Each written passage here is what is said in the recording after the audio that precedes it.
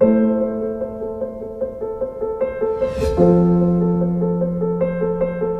name's Professor Justin Stebbing. I'm Professor of Cancer Medicine and Oncology at Imperial College London. And I'm here to help with what is turning out to be a massive cancer problem in India.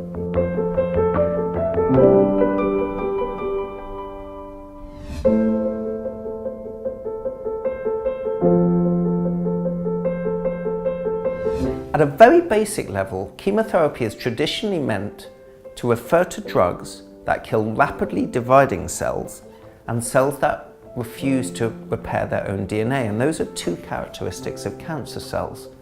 But if you think of the word and what's in a word, chemotherapy, all it means is chemical therapy. So, although chemotherapy often refers to drugs that people think of as causing hair loss or vomiting or infection through bone marrow suppression, actually what it means to me is improving the systemic therapy, chemical therapy, using drugs that go throughout the whole body to kill cancer. Now that's really important because cancer isn't a disease that affects one part of the body, even if we can detect it in the head and neck region or the breast or the cervix or the lungs or the colon or the prostate. It's actually a disease that can affect the whole body. And the best way to treat the whole body is not via surgery, which can only treat a part of the body. It's not via radiation therapy, which can also only treat a part of the body. It's by drugs. And we've got much better drugs now. We have very advanced hormonal therapies for breast cancer, and we have immunotherapies that inhibit the inhibition of the immune system that cancer can cause.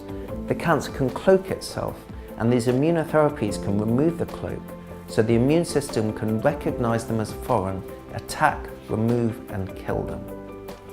All these can be chemotherapies, but the history of chemotherapy is very interesting. It actually dates back to the Third Battle of Ypres in the First World War, when the Germans used mustard gas, and then the British used it. And it was noticed that the survivors lost their hair, they were tired. And then it came to the Second World War, where the Germans didn't use mustard gas, but the Americans were very, very worried they'd use it. And they had a ship, the Americans, parked in Bari Harbour in Italy in 1943, and the ship on it had lots of bombs containing mustard gas. Now the German Air Force, the Luftwaffe, dropped a bomb on the ship, and the ship didn't sink, but one of the bombs exploded. Now the US Surgeon General, Colonel Stuart Alexander, was on board the USS John Harvey and noticed that at day 5, the sailors, the Marines, dropped their white count, and he thought maybe there's something in mustard gas that inhibits cell division.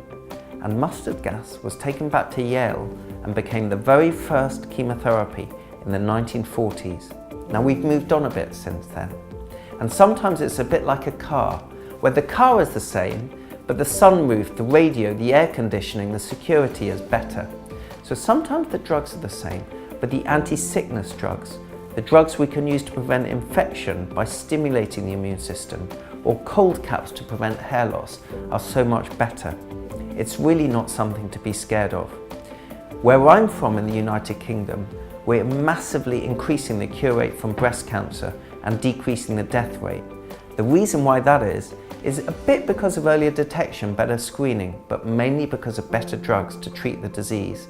And that's what I'm trying to bring to India. Better drugs and better ways of treating cancer to improve the cure rate, decrease the death rate.